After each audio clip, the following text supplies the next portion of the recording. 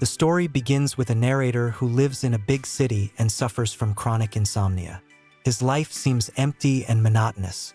He works in a large automobile company, where he is engaged in assessing damage after accidents and calculating financial consequences.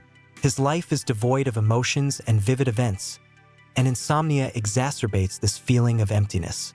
At night, he wanders around his apartment, observing his surroundings and feeling his consciousness gradually erode. He becomes increasingly detached from reality and can't find a way to cope. To somehow dull his pain, he starts attending support groups for people suffering from various illnesses. This strange decision helps him temporarily cope with insomnia, because when he is surrounded by the real suffering of others, he finds comfort in their weakness.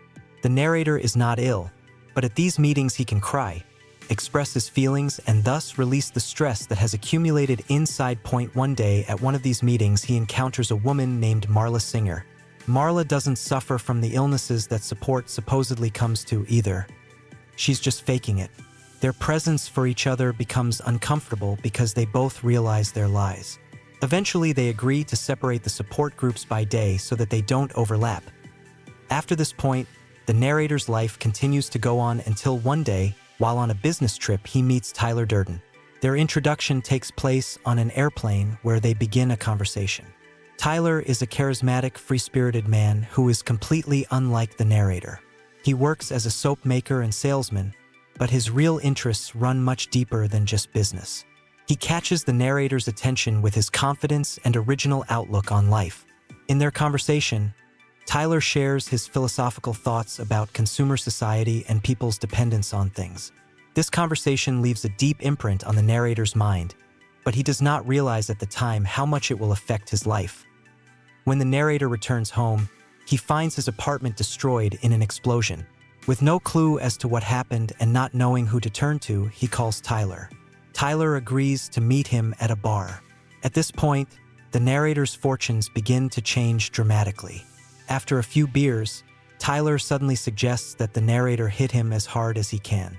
Tyler argues that humans have long ago lost touch with their true instincts and feelings, and the only way to regain control of their lives is to experience pain and violence.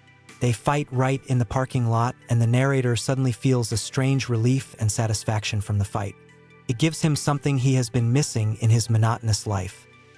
This moment becomes the beginning of the formation of the underground fight club. At first, it's just fights between Tyler and the narrator, but soon other men start to join in. The club becomes a place where men can vent their aggression, feel alive, and escape the pressures of society. There are some strict rules, among which one of the most important is that no one must talk about the club. Each time the club grows larger and larger, and it becomes a powerful movement that attracts a wide variety of people from office workers to laborers. Tyler becomes an increasingly important figure in the narrator's life. He is not only the leader of the club, but also the mastermind behind it. Tyler convinces the narrator and the other members of the club that modern society is an illusion, that material goods and social norms only distance people from their true nature. Tyler urges them to give up everything that society has imposed and to free themselves from attachment to things. He shatters the narrator's old attitudes and makes him see the world in a new way. At the same time, Marla reappears in the narrator's life. She begins to have an affair with Tyler, which makes the narrator jealous and uncomfortable. Marla sees something in Tyler that she doesn't see in the narrator, and it begins to bother him. He can't understand what it is that makes him so uneasy about the situation, and he continues to sever ties with reality. However, despite his inner torment, the club continues to grow. Tyler uses the club to recruit new people into his movement, which he calls Project Mayhem. This is no longer just a brawl, but a radical organization that aims to destroy the foundations of capitalist society. Tyler begins to organize vandalism and small acts of terrorism to destabilize the city and show people how fragile the system they live in is. The club members, who now become part of Project Mayhem, blindly follow Tyler, following his orders and participating in actions that become increasingly dangerous. They no longer just fight, they raid buildings, blow up buildings, and wreak havoc on society. The narrator gradually begins to realize that Project Mayhem is spiraling out of control and that his own life is becoming increasingly unmanageable. He tries to confront Tyler, but finds that he has no power over his alter ego. Tyler continues to act independently, and the narrator loses himself more and more.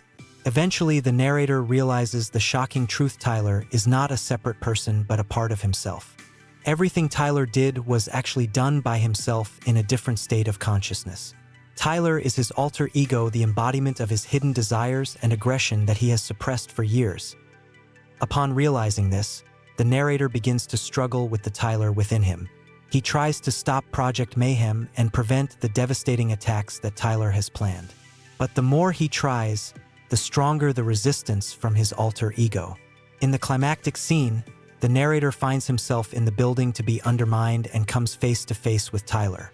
Realizing that the only way to destroy Tyler is to destroy the part of himself that created him, the narrator shoots himself in the head.